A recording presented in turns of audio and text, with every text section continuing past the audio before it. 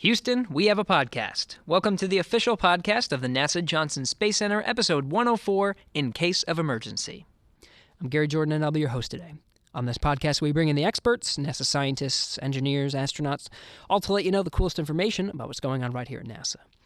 So if you're familiar with us, you may know that we've had a number of episodes about the Orion spacecraft, the one that will be traveling into deep space. We've talked about many things: life support, protecting from heat and radiation, maintaining navigation communication, and the propulsion to make the spacecraft go. A large part of the design of all of these parts is not only making sure that they work, but adding redundancy so you know that they will work even if something goes wrong. But what do you do if you have an unexpected leak or a fire in any stage of flight? Well, as you can imagine, we've thought of that too.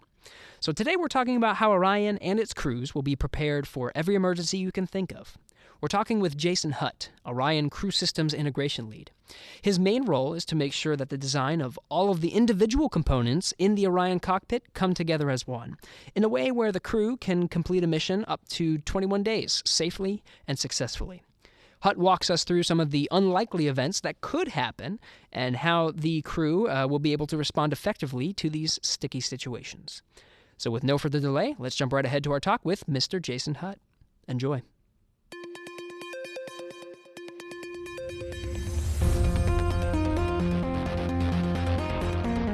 T-minus 5 seconds and counting. Mark. Launch commit light circle correct. Here she goes. Houston, we have a podcast.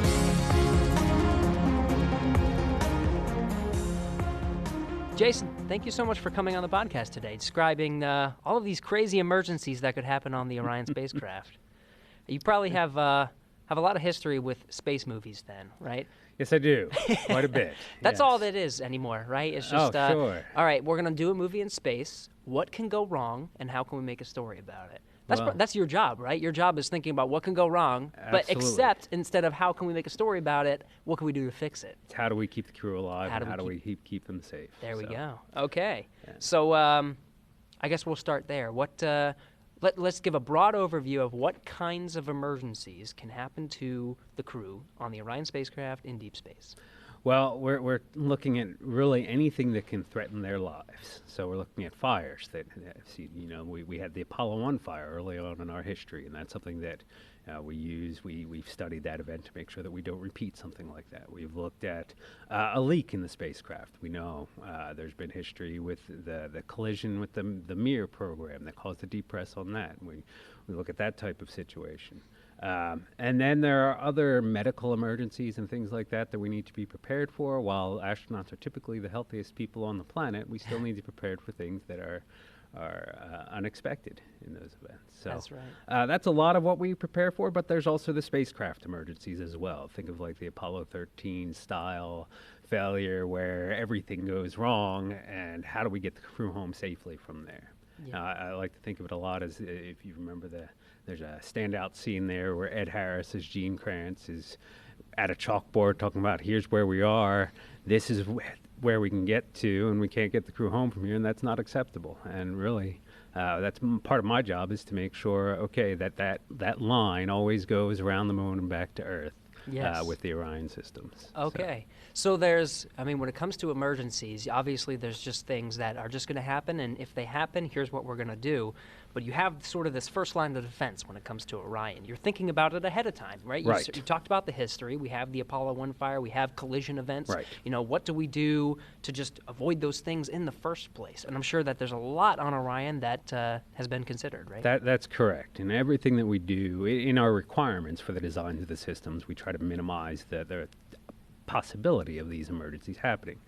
We look at the materials that things are made of, making sure that they're not flammable. We certify every component to a certain percentage of oxygen in the cockpit. The Apollo 1 fire occurred in a 100% oxygen environment. We don't operate that way anymore, but we do certify everything to a 40% oxygen environment. And then even in that, once beyond materials and the selection, we look at the design of the spacecraft. And for example, for a lot of the components that are sort of behind panels, a lot of the computers and things like that are actually running Orion, we flow nitrogen over those. By having nitrogen flow over those, then they don't have oxygen available to feed a fire if a malfunction were to occur. Okay. So we can do things even with the layout of the systems just to prevent that emergency from ever happening. So that's exactly right. What you're thinking about is let's not even make the fire, possible. You're rating it to a point where it is considered safe enough to fly. That's right. But even still, you're thinking about, but what if there is a fire? Right. Because there's no way we can ever guarantee that an emergency won't happen. Right. We look at, again, thinking back to the Apollo 1 fire, I read the case study on that one, and when they did the decomposition of how did that actually start, it was a wire underneath a seat that something had rubbed against in the assembly or integration or something like that, and the covering had come off of that wire. So no matter how much we prepare for it, we can't prevent all of these accidents from occurring, and so then it's, okay, how do we protect it if it does happen? But you do have to protect against the mindset of, oh, hey, this could never happen. Right. People like to say that sometimes, but our engineers try really hard to make sure that their boxes can never fail in this way. But then I have to annoy them by asking the question, well, what if it does anyway? Yes. I forget exactly what Apollo astronaut said it, but I'm going to paraphrase the quote, but he was more concerned about what was not thought about rather than mitigating the assumption, whatever emergency they could think of. They were actually more comfortable with knowing that they at least thought about it. And that's kind of how I view this. Going back to your original question on movies, think about the movie The Martian. Right. And what does he do in that? He goes, the main character in that, as these problems occur, he goes and looks at what does he have and how can he make it work. And it's not about what everything was designed to do, it's what you can do with the things that you have. So it's making sure that when we are going out into deeper space, especially in the Orion spacecraft, the crew's going to have what they need to survive.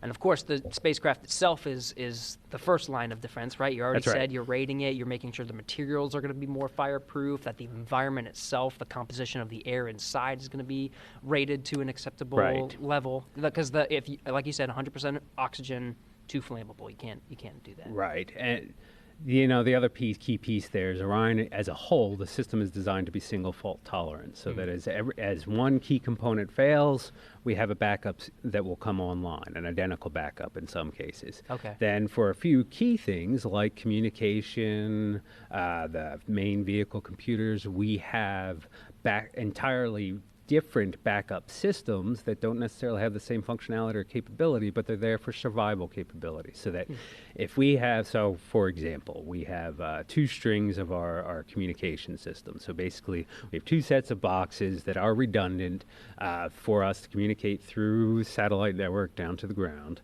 But if we have some kind of failure that takes out both of those strings, as we call them, then we have a completely separate redundant system that the crew can use, has limited capability, but it still would allow them to communicate with the ground. So, and for those, we call those survival capabilities. They're not as robust as some of our main systems, but they're intended to help keep the crew alive and get back home. It's to at least have something, right? Yes. Because the alternative is to have these 2 redundant systems, but then nothing backing that That's up. right. Okay. But then one other piece of my job is also ask the question, if the crew doesn't have any help from the ground, can they still get home?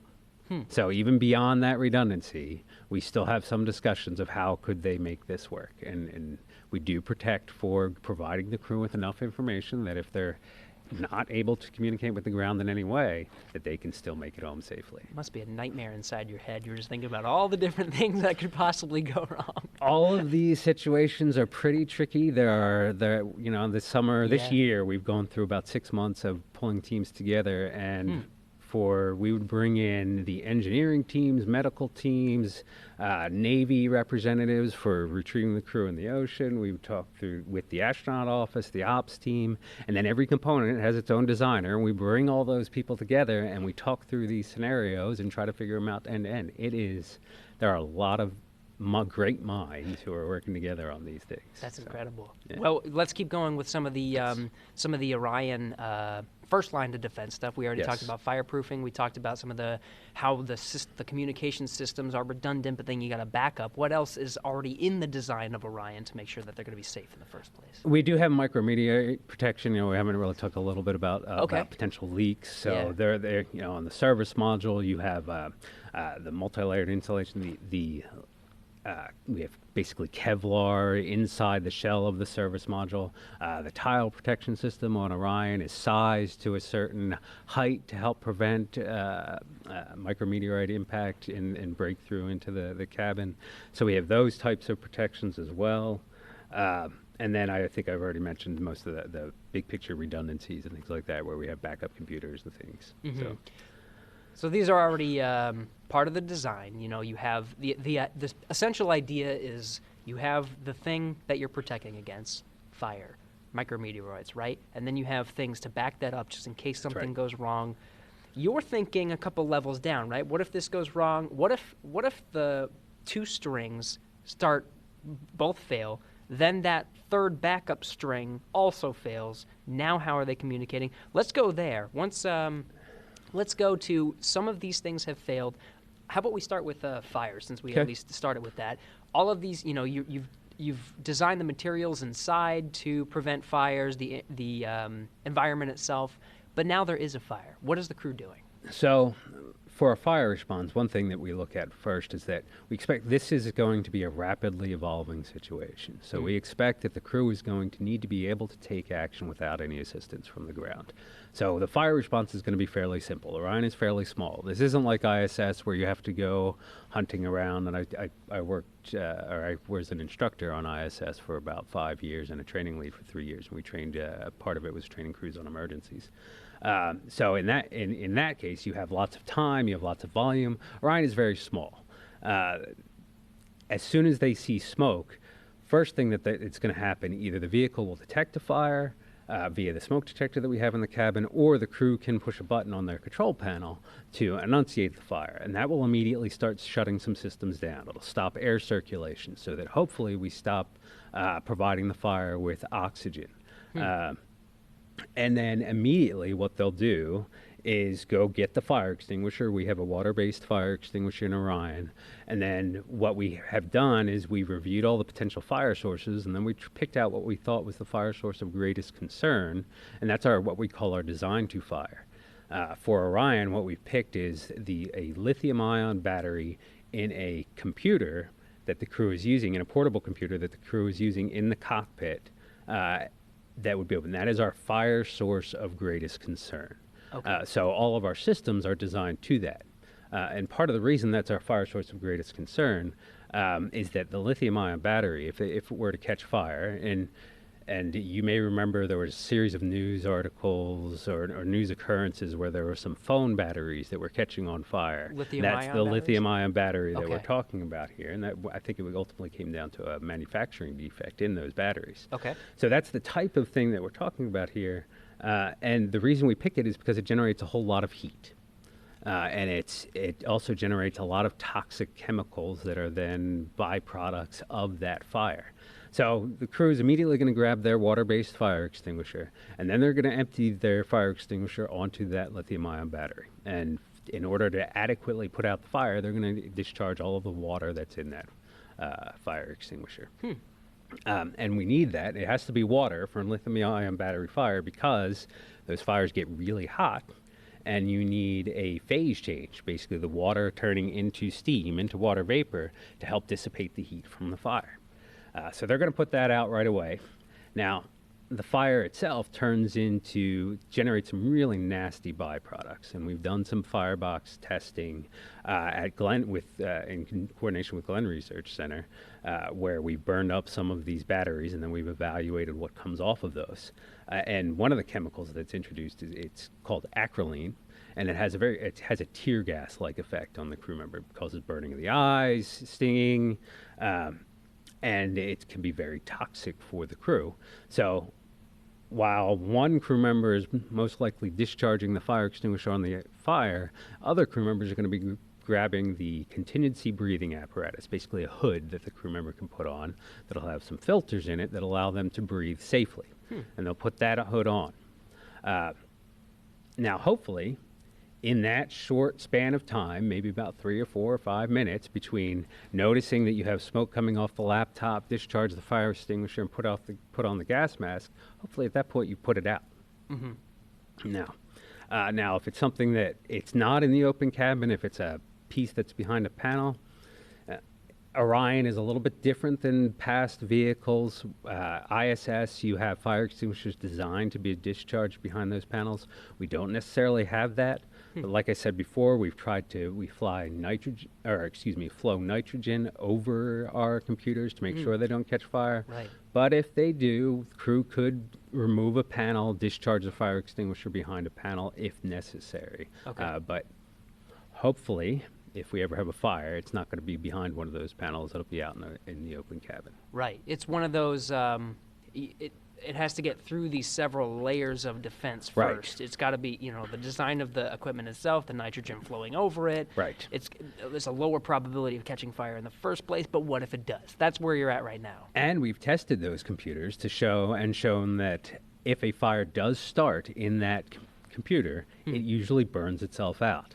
So again, it would have to be something else would have to catch on fire with it in order for that fire to propagate and get worse in the A cabin. low probability of something Right. getting to that point, which As is a- why that's your risk. Right. As Okay. opposed to a fire in the open cabin, Right. where you have clothes for the crew members, maybe you have a paper from something that they're working on. There's more fuel that could be consumed in a fire in the open cabin than there is behind some of these bays. Okay. Right. And obviously, a lot of teams working on this, assessing this, and figuring out that, yes, there is a risk of that, but it's so low that we can feel comfortable designing it in this fashion. Right. Okay. But we still have the capability to respond in some form or fashion. Yes. We can't have the hubris of saying this will never happen. Right. Yeah. Yeah, it So- seems like that's a huge part of Orion. Is you can even tell as we're discussing now. A lot of this is the redundancies. A lot of the space being taken up, is not only redundant systems but emergency systems. Right. You have Right. gas masks packed, ready to Right. go, just in case something happens. So what other kinds of emergencies? We get through these several layers of already the defense of Orion. How about a leak? What if a leak were to happen? So a leak is a really challenging one, Okay. right? And this is really starts getting into some of our worst case scenario. Back in the Constellation era, prior to becoming the Orion program, they made a decision for how large a hole could we protect for. And what the community came to a conclusion was a quarter-inch diameter hole in the Orion cabin is really the largest hole that the vehicle could sustain and safely re-enter the atmosphere in terms of plasma re-entry into the vehicle and not destroying the vehicle. So once we figured that out, we used that to size all of our systems how do we provide enough air so that we can keep the crew alive? How do we provide a means to keep the crew alive for a quarter-inch hole in the cabin? Now, the first question we have to answer is, what are they going to be in? How do they survive? And what we have is our pressure suit. We have our Orion Crew Survival System, which is the orange suit that we are developing for Orion, that becomes, in essence, a smaller spacecraft for the remainder of the mission. And a key thing that we had to figure out was, how long do we have to protect for? We're going out to the moon. There was, back to that Apollo 13 scene where Ed Harris drew the X on the chalkboard, they had the question of, okay, do we come right home or do we go around the moon and come home? Right. Well, we've looked at that as well. We've been trying to answer that question. And basically, we have a cutoff point where we say, okay, at this point we would just do a free return versus at this point we're going to come directly home. If we do the free return, we're looking at about 120 hours to come home. And then we've added to that a day of margin. So we say we have our design to length of 144 hours to get the crew safely home for a quarter-inch hole in the cabin. So if I take those two parameters, then I can go design my systems for how do I protect for that from a crew member perspective. And I'm talking about we have to protect for 4 crew members to live inside of suits, inside of their pressure suit for 144 hours while the rest of the vehicle is at vacuum. Whew. Yes. So it is a very difficult design challenge, and our team has been working on that very hard over the last many years, and we finally come to a point where we have most of the things worked out. Now, if you think of yourself, you're going to be inside of a suit, if you go scuba diving, or crew members who go out for EVAs now. We don't do that for longer than 8 hours for an ISS spacewalk. Now, we're really talking about you're going to have systems for all of your biological functions for 6 days. Oh, yeah. So that means protecting. We need a means of giving you food and water, and we need a means of collecting waste. And we need a means of making sure that that waste doesn't cause you to get sick, where an infection would develop and cause the crew member to die because of that infection. And those have been some really tricky challenges, and it's all been designed by separate teams and now coming in together in kind of a holistic system where there's really, to say it graciously, we have a fecal collection bag that the crew member would actually, two crew members will help each other. They will get suited and they will glue a bag that will collect poop for 144 hours. Ooh, yeah. Yes. That's the way I got to do it, I guess, That's right? the way you got to do it. So Ooh. what happens is, and let me back up a second, if once we have that quarter-inch hole in the cabin, the crew has basically 1 hour after that leak to get into their spacesuits and to make sure that they are holding pressure. And that's how much air or gas that Orion can provide before we start dropping below a limit that would be hazardous to their health. So they have 30 minutes to get the suit on, then they have 30 minutes to do leak checks to make sure that the suits are holding pressure, and then we start just living in those suits. So you have 30 minutes where you're going to strip off your clothes, you're going to attach this other hardware. We have a system for fecal collection, and we have a system for urine collection. Then you're going to quickly get your suit on. There's a couple of other things in the cabin that you probably need to go and configure as well, because it's going to be hard to do it with inside of your suit. Then you're going to get that suit on, and at the 30-minute mark, we have to have that first crew member starting their leak check. And then from there, we do them all serially. We do one crew member at a time. That way, if one crew member fails when they get added, we can quickly tell, okay, this crew member has a problem with their suit configuration. We need to go correct that really quick and then try again. So it's really going to be a time-critical event. There's not going to be any time for modesty in that scenario. It's your life is in danger. You need to respond as quickly as possible in this one. You're in emergency mode. You're in emergency mode. Yeah. And now, the reason that we have to do things like that, fecal skin contact. If you have a baby, you know, a diaper rash can develop if the baby's not clean. Well, this is the same type of concept. Your crew member, you're going to be inside a suit. You're not going to be able to take that suit off for 6 days. You can't exactly throw anything out. So we need to make sure that we try at least to prevent that contact. And we do that we have a barrier cream that is inside the bag that gets applied to the crew member as they're putting on the bag. And that cream and the bag then help keep the crew isolated from skin contact. And even the food is designed to produce less waste after your body processes it. Huh. Yes, it's considered to be what we call a low residue diet. There you go. Okay. Not something you want on a No. normal situation, but No, yeah, in yeah. an emergency situation, I could see why. There's engineering challenges with it. The consensus of our community, this is really a worst case scenario. Yeah. This is not going to be a pleasant scenario for anybody involved, but the goal is keep you alive in a situation where you otherwise wouldn't be alive. Right. So, one other thing that I'll mention there from a urine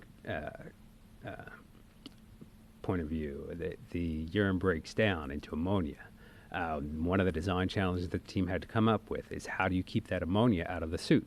Because once all 4 crew members are in their suits, they're all sharing the same atmosphere. They're all connected to the same system. And so any gas that gets introduced in one suit is will be disseminated through all of them. So we had to have ammonia isolated from the suit. And so essentially we have a tube that comes out of the suit that connects to a tank, and then that tank connects to a valve that they can then vent overboard. There's 2 chambers in the tank, one that is exposed to the crew member, one that's exposed to space. And basically, once you have the urine in the tube, you expose it to vacuum, and that gets expelled into space. So. Huh. Okay. So this is even in the suit. There's still this That's system. right. This system is built into the suit. For food and water, we have a port in the helmet where the crew members will be able to fill up a drink bag from the Orion water tank. They insert a straw through the helmet, and they can drink the water that's inside of that bag. Food, it's more of a liquid diet in that case, but we do have 4 flavors: chocolate, vanilla, strawberry, and banana. Okay. That they have, yes. So 4 liquid foods, and that goes through the same port on the helmet. There's one piece that we're still working on, and that's medicine delivery to the crew members. In this scenario, there's a possibility for infections. There's a possibility for high anxiety. There's a possibility for lack of sleep. We would like to be able to have the option, at least, of giving the crew members medications to help with those different types of medical issues.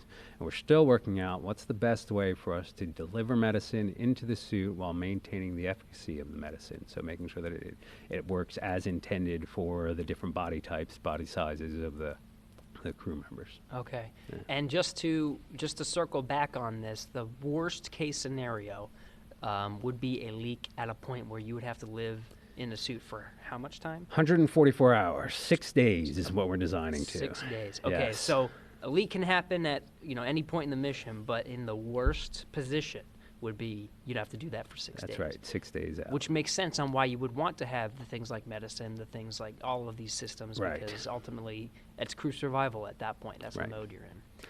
Okay, I could see why of the emergencies, this is one of the more difficult one is the leak, where you have to do this. Right, where you essentially have to create a second spacecraft, and, right. and you're going to set up the human body so that you can't touch it for the next 6 days. Okay, yeah. So but the system itself is, okay, we're going back to Orion. Orion is obviously designed to make sure that it can withstand a decent amount of right. Micrometeorite impact or whatever else may cause a leak. And a quarter inch is a decent size of a hole, right? So yeah, if you've seen the pictures of the recent hole in the Soyuz, mm-hmm. that's I don't remember what the exact diameter of that was, like but that's 2 pretty. millimeters. That's it's close to what we were talking about here. Okay. So, okay. Yeah. Yeah. Okay. And unfortunately, that comes a trade-off. We'd love to be able to protect for everything, but I think last week, in the Apollo episode, it was mentioned that mass is one thing that we're constantly trading off. Well, mass is what we trade off in the sizing of these systems. So we'd love to be able to protect for everything, but cost and mass are really two drivers that say, okay, well, we can only go this far. Yes. With what we have. It's always a consistent theme when we talk about Orion. Right. Is the mass constraints. Right. Because everyone, emergency stuff is just one topic that we can talk about. But we've talked about exercise equipment, we've talked about food, we've talked about, there's a lot of things that people are trying to cram into this tiny spacecraft. Right. That's right. And that even that's before we get to the science experiments that we know we're going to fly and want to do inside of Orion. These are right. just the basic systems they need to live and eat and respond and stay alive. So. Right, yeah. Exactly. Yeah. Okay, so a lot of, we talked about fires, we talked about the possibility of a leak. These are some of the, definitely one of the larger emergencies that could happen in space. What else can happen? So one of the other things that we're protecting for is a radiation event. Basically, a radiation storm. I'm not a radiation expert, so I might use the wrong term there. But we basically have our radiation teams have taken data from a worst-case radiation event. It was a 1972 event that they've used to sort of model the worst-case radiation environment for us to design to. In that instance, if we were to have a radiation event similar to that, we have built into Orion a radiation shelter and then a concept from an operations standpoint of how we would configure the vehicle to minimize the crew's exposure to that radiation. Basically, we have two. The key for radiation detection is to put as much mass between you and the radiation as possible. So we've got a spot that is really central in the Orion cabin in our locker system, a stowage system that we have on what you would call the floor of the vehicle. There's two large lockers. They're roughly 2 feet wide by about 2-3 feet deep by about 4 feet long. Those two boxes are large enough, and we've done the testing, are large enough for 2 people to get in each one and sit, and at least in a 1G environment, the crew members sit typically and sit face to face, and they would sit in those boxes. And then what else the crew is going to do is they're going to take all of the stuff that's in the lockers, that was in those lockers, and they're going to basically build what I like to call a pillow fort around themselves to try and put as much mass between them and the radiation source. Okay. And then they're going to take some things in there. They're going to take some food. They're going to take their laptops. They're going to take some umbilicals so that they can have air circulation, and they're going to stay in this, what we call this radiation shelter, for up to 24 hours for this event. Yes, it's another one of those where you're going to be very good friends with Yes. your locker buddy. Yes. Yeah, and then, but that will keep them safe, and we've already got the analysis to show that this will minimize their exposure to really the harmful effects of radiation, and should prevent anything close to any kind of sort of severe radiation sickness or anything like that. So. I think I think I know the high level of the 1972 event. We weren't flying at the time, but I think if we were, the crew would have. I don't think they would have survived that event, from what I understand. Yeah, I don't know the specific I have to details say that myself. I'm not entirely familiar with some of the radiation protection designs in the past, but we definitely understand a lot better now. Right. And it's something where now we've got this, but it's intended for you're beyond the Earth's magnetic field. Yeah. This is really a capability for deep space exploration, and to make for going out beyond the Earth's magnetic field when you're going to be more exposed. It's a concept, and it's a concept that then we can apply to future vehicles as well. Yeah. So The idea, the central idea is that during a radiation event, you want the most mass in between you. That's correct. That's the radiation shielding. I think we did an episode a little bit ago about radiation shielding. And basically, the biggest radiation shield, at least from a systems perspective, was redundancy, as we were talking about. Right. But from a crew perspective, yes, it's more mass. I guess, yeah, you're hanging out in a spacesuit for a leak event. You're hanging out in a box for a radiation event. Right. These are definitely some of the toughest folks going to be Yes, going they on are. these missions. Psychologically as Right. well as physically. So, Yes. Yeah. Okay, radiation event. We have leaks. There's a lot of these that are happening in space, right? That's right. A lot of things can happen even after the mission is quote unquote done. You've re-entered the Earth's atmosphere. You're still not done. No, right? you're not. You're not done until that crew is safely out of that spacecraft and into the care of, at this point, the Navy, who would be pulling them onto their ship, and the medical care there for any post-flight medical treatment they would need. But yes, we have one of the other things that we have looked at is splashdown. The entire descent sequence. It's a violent sequence, and splashdown exerts a lot of force on the vehicle. We try to minimize it from a crew perspective, but that's still there. So we still look at what if you have a leak of either the two most harmful substances we have are ammonia or hydrazine. Hydrazine being the fuel for the thrusters on the crew module, and then ammonia being the gas that we use from a cooling perspective for our systems on Orion, especially after service module separation. Right. So we look at what happens if we have either those are ingested during descent. So Orion is designed such that we never want more than one PSI delta, one PSI difference between the outside atmosphere and the inside atmosphere to protect the structure. So if we were to come in at a lower pressure, let's say 9.5 PSI, which is the bottom edge of our nominal or normal operating range, as we would descend lower and the air pressure goes above that, then we have a valve that would open up and air would come in. Now, if that happens at a point when a thruster is fired, or depending on you could potentially either get ammonia or hydrazine ingestion. Ammonia ingestion is a lot more likely, as hydrazine should pass through the propulsion system and be converted to ammonia, but you could get ingestion. So if something like that happens after the capsule splashes down, depending on if it's upright or not, Apollo landed upside down roughly 50% of the time.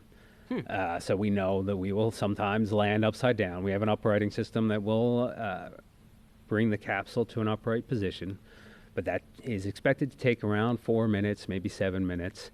Once the capsule uprights, the crew has a gas analyzer that's going to be mounted off to the left of one of the crew members, and they're going to be able to look at that and say, okay, do I have ammonia in the cockpit? If there's ammonia in the cockpit, it gives them a visible alarm, and then their job is to get out of the spacecraft as quickly as possible while they're on these suits, while they're in their suits. And we have, on the suit, there's a small air supply. There's a 10-minute air supply with small bottles that are actually strapped to the legs of each crew member. and they would switch over to that air supply as they get out of the spacecraft, and then either into their own survival raft or into the raft of the Navy forces, who are hopefully waiting right there to pick them up. Okay. So this is the event. In a normal landing, you'd still be wearing your pressurized suit, just for safety reasons. Correct. Just in the normal procedure, but that designed in the suit are emergency features. That's right. Okay. That's right. We will always have the crew members suited and make sure that those suits are holding pressure in the event that something happens during reentry where we would have a loss of cabin pressure or we get a harmful substance in there.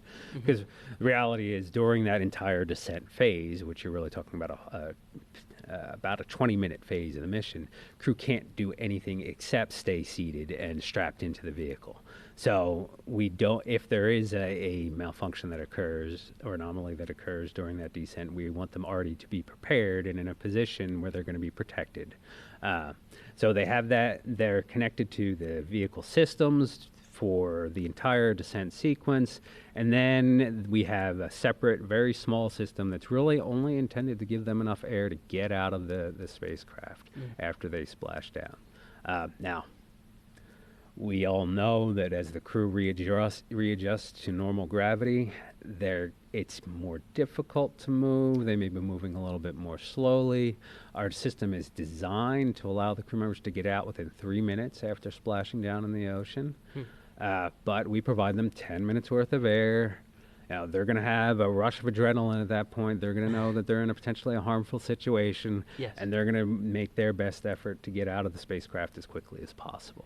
And I guess you said there's going to be 2 rafts that they could possibly jump out onto. One of them is the normal raft, the Navy's there ready to pick them up. The other one sounds like it's an emergency raft. Correct. Okay, so that's part of it too. Yes, what we're really protecting for is we hope we would always come down off the coast of San Diego, and the Navy forces are nearby to pick up the crew in as much as 2 hours after they splash down. Now, we don't expect it will always take that long. We're still working about exactly how long it will take. Okay. But we also protect for if there's a failure of our systems and we come down off target, or if we have to land early, or if we end the mission early, or if we have a launch abort and the capsule lands in the ocean and the Navy is not present, and we protect for up to 24 hours in the command module as kind of a lifeboat in the ocean, waiting for help to arrive. So we have to provide all of those systems as well, and that's where you get into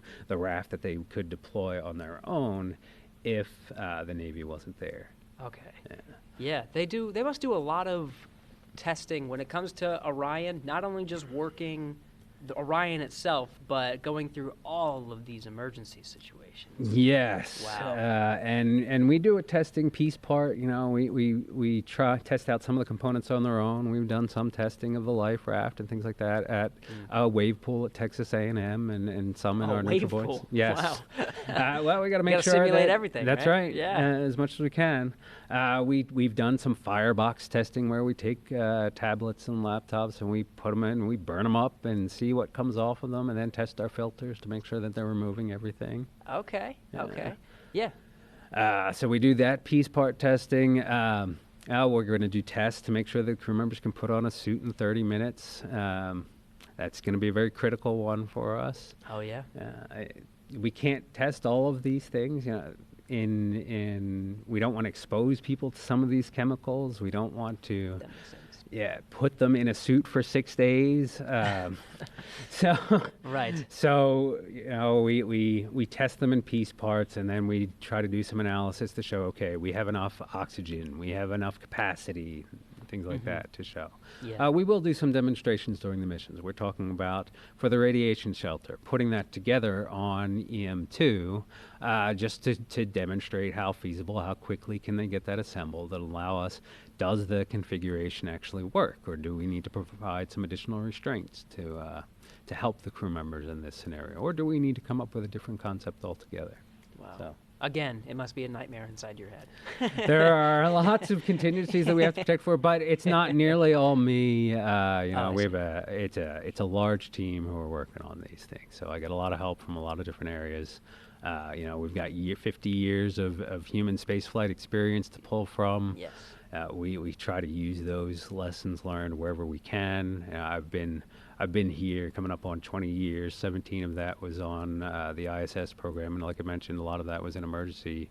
A good chunk of that was in emergency training, and so you use a lot of the lessons that have learned over time about crew coordination and crew protection, and you feed that into this. And every time we do this, we get better at it as we figure out, okay, we learn more lessons and apply those to our designs. There you go. Like I said, it's going to be a tough crew that's going to go on Orion, but they should feel pretty good about all the knowledge going into some of these systems. I hope so, and we work closely with the crew office too. So. Okay, that's good. What else? I guess what else could happen after the mission is done? You said there could be a hydrazine or ammonia leak even after landing. Post-landing fire. What else could happen? Well, and the other thing that we look at is we do look at the post-landing fires. I didn't talk about a hydrazine leak. One of the things that we protect for, so when the spacecraft splashes down, there will still be some hydrazine in its propellant tanks. Hydrazine is actually the most dangerous substance that we have on the spacecraft, and very small amounts can kill a person. That's a system where if we landed harder than we expected and you ruptured a tank, then that's another one where if you had that detected inside the spacecraft, you want to get out as quickly as possible. We do, as I said a moment ago, we are protecting for staying in the crew module for up to 24 hours post splashdown. If there's a fire in that time frame, we still want the crew to be able to respond to it. Now, again, if the fire's bad enough, they evacuate to their raft. That's what they would do. Okay. If the fire is manageable, if they're able to, they can still use their water-based fire extinguisher to extinguish the fire. Yeah. They can then open up an air path and turn on a fan that would cycle the cabin atmosphere and give them clean atmosphere to breathe in that situation. So now that depends on the severity. I'm always going to fall back to if it's a bad enough fire, if they feel like they're losing control of the situation, they get out of that raft. And like I said before, we've designed it so it should take them at most 3 minutes to get out of that spacecraft. Okay. So. Another one of those things where there's a lot of checks to make sure that's not going to happen in the first place. Correct. The worst case scenario is it does. Right. You have to plan for that. Right. And I think in that case, you're talking about the entire vehicle is going to be packed. If you have a fire, it's probably going to be behind a panel somewhere, and it's going to be a little bit harder to find. And that's where, you get in your raft, and you can survive in the raft. We also account for surviving in the raft for up to meet that 24-hour mark. Oh. So. Okay. We actually have crew survival kits, which are right near the hatch for Orion. Just to the left of the hatch are the raft itself, and then we have 2 survival kits. In those survival kits are 24 hours of water for the crew members, some basic first aid materials, and there will be a radio, a search and rescue radio that is then a beacon to signal Navy forces and talk with any rescue forces that come in. Nice. There's also some exposure protection, a sheet, a blanket. Sometimes you see those the tinfoil survival blankets. Well, we'll have something similar there to help protect the crew from exposure in that situation. Wow. Yeah, I guess as you're going through, we're talking about all of these nightmare scenarios, really just things that could go wrong. But as you describe the mitigation strategies, I think you can feel pretty good. I mean, these are the idea is that these are relatively unlikely scenarios. Right. But even if they were to occur, you'd be fine. And with modern technology like beacons and GPS, right. I'm assuming even if you do land in the middle of the ocean, like we can find you. That's the key, right? Yeah. Is that we have capabilities to signal, and we have both a satellite phone in the vehicle and we have the search and rescue radio, which is good for line of sight communication. It will have a GPS capability. There will be a text capability. They could actually text people. So. Yeah. Hopefully, if we ever get into one of these situations, they're in a good position. They can talk to Mission Control. They can talk to the rescue forces that are coming from the Navy, and then and have good communication. Or if we were to come down really off target, I think the worst case scenario in that is landing somewhere in, say, the Indian Ocean, where we know it would take longer than 24 hours. We're developing protocols for contacting what we call a ship of opportunity. which would be a passing ship, either from an Allied Navy or even a private ship, and for the crew to be able to signal them, and for us to be able to give that ship of opportunity enough information to help them get the crew on board, and then give the crew enough information so that they could secure the crew module before leaving it in the ocean and getting onto that ship. Okay. So we try to think of all the different scenarios, at least come up with a protocol for how we would approach it. Right. Yeah. Yeah. Worst case scenario, unlikely, but you're going to land so far away Right. that we can't get to you in time. The safest option is that someone else is going to get to you. That's right. Okay, that That's makes right. sense. So a lot of this is, we talked about the crew, especially Right. the crew suppressing the fire, the crew getting into the. How much is mission control involved in some of the emergency procedures? So mission control is going to help with the vehicle configurations. Okay. Whenever, especially with, if we go back to the fire scenario for a fire in space, one of the things that happens is we isolate the system that removes carbon dioxide.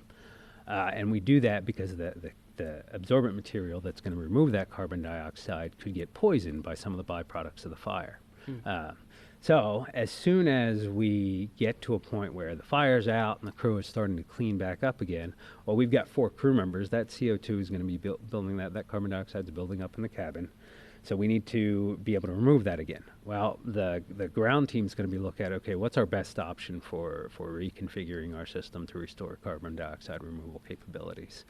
So that's how they will help for some of these on-orbit cases. They're also going to be running the analysis, say, okay, how much air, how much oxygen do we have for the scenario where they're in the suit for up to 6 days? Can we repressurize the cabin? When we have a leak in the cabin, as the difference between the pressure in the suit grows and the pressure in the cabin grows, it becomes harder for the crew to move. Well, we have enough air on Orion that as we get closer to reentry and the crew's got to move around a bit to pack of the vehicle or strap themselves in the seat, we can repressurize that. And the ground team's going to be figuring out, okay, how many hours how much time can we give the crew with a repressurized cabin, which is essentially how much time can we feed a 1/4-inch leak and keep the pressure at a point where the crew can move around easily. And they're going to be running those calculations. They're going to be providing that information to the crew. Wow. So it is a critical role to assist the crew as much as possible. Yes.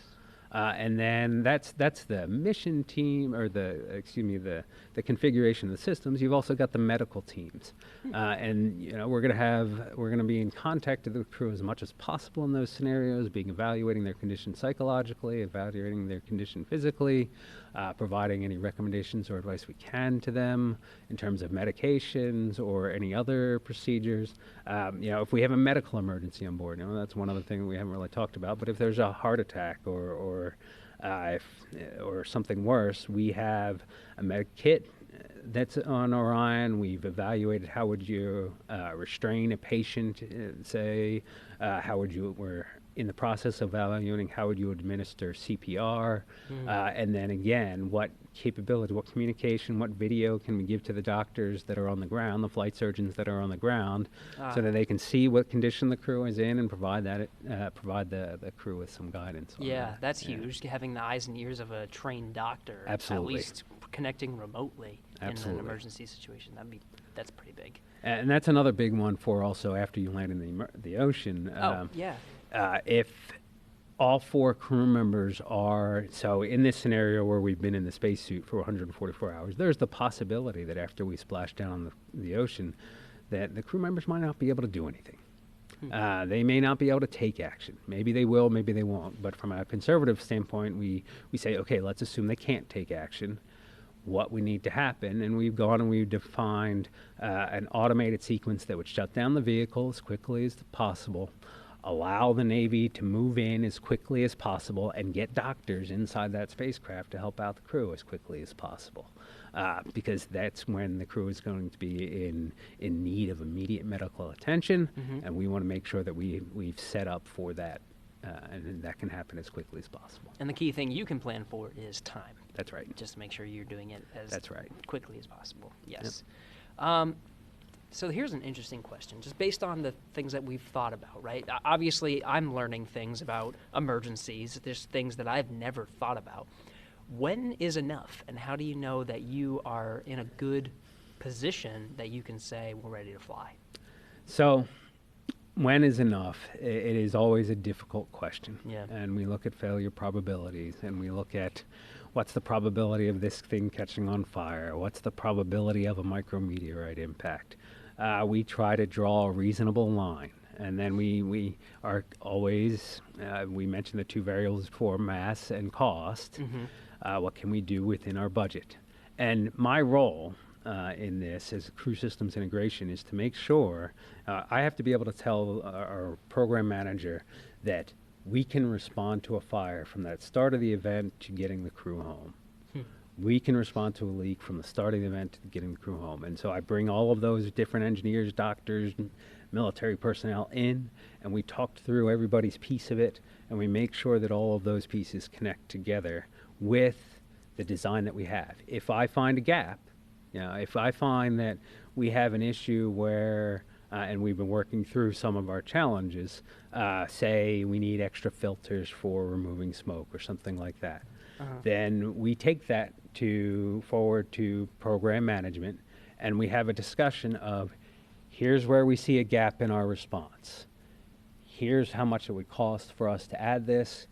Here's how much mass it would add to the vehicle. And then everybody, the various owners of those, evaluate, and we discuss, okay, how does this weigh in relative priority to other systems, to other issues that we need to go fix? And then we have the risk trade discussion.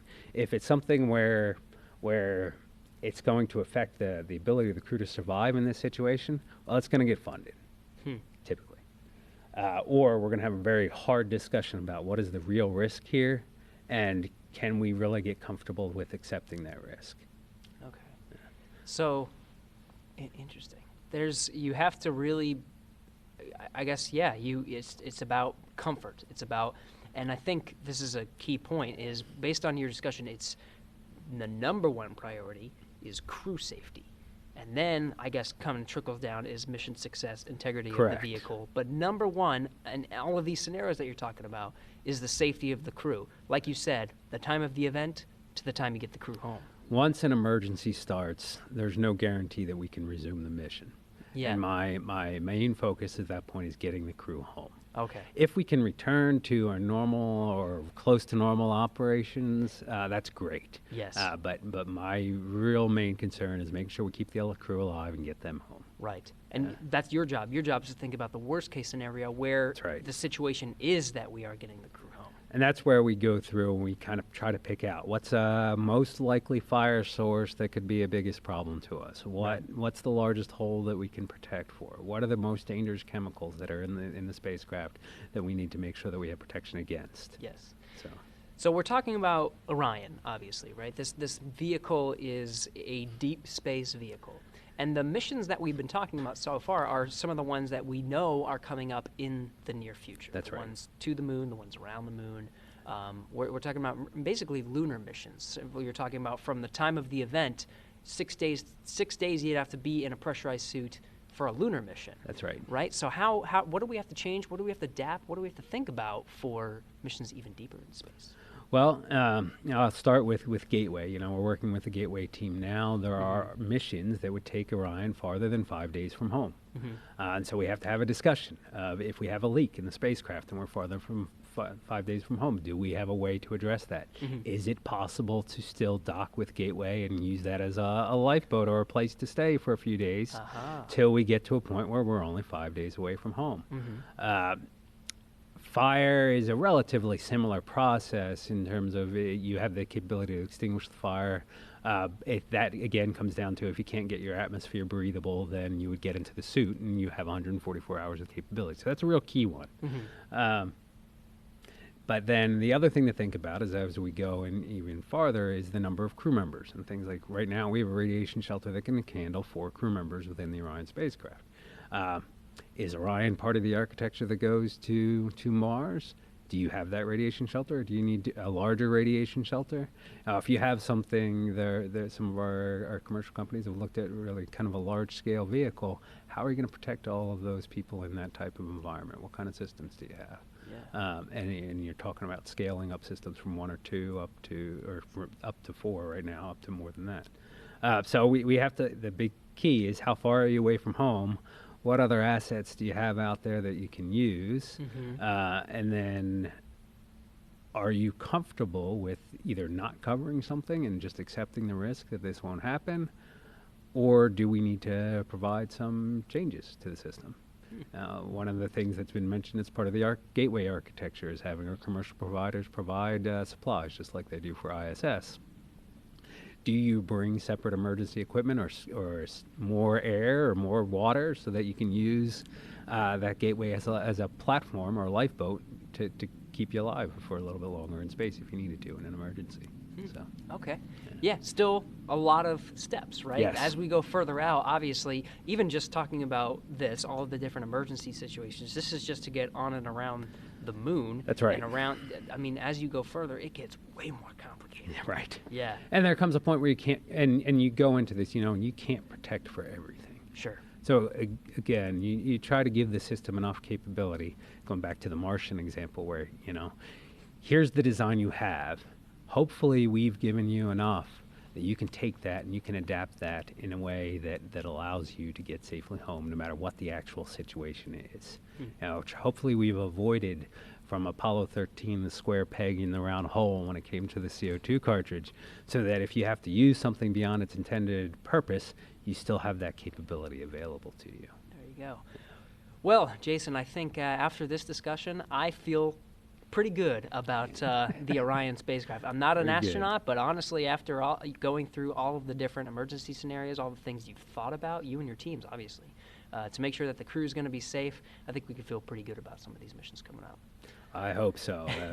That's something there. You can never say absolutely, but yes, I hope so. Yeah, that's exactly. That's your job, is to make sure. Well, Jason, thank you so much for coming on. Thank you. I appreciate you having me.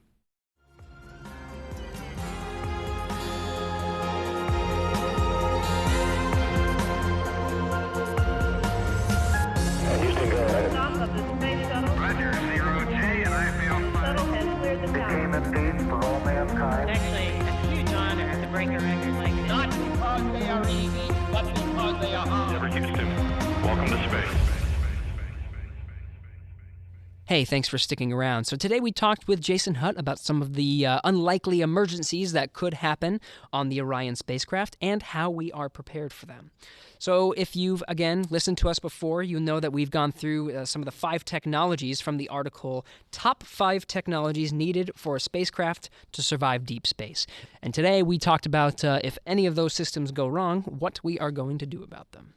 So you can follow Orion on social media, Facebook, Twitter, and Instagram. You can also follow what's going on aboard the International Space Station and here at the Johnson Space Center. Use the hashtag AskNASA on any one of those platforms. Mention Houston, we have a podcast, and we'll bring it on the show.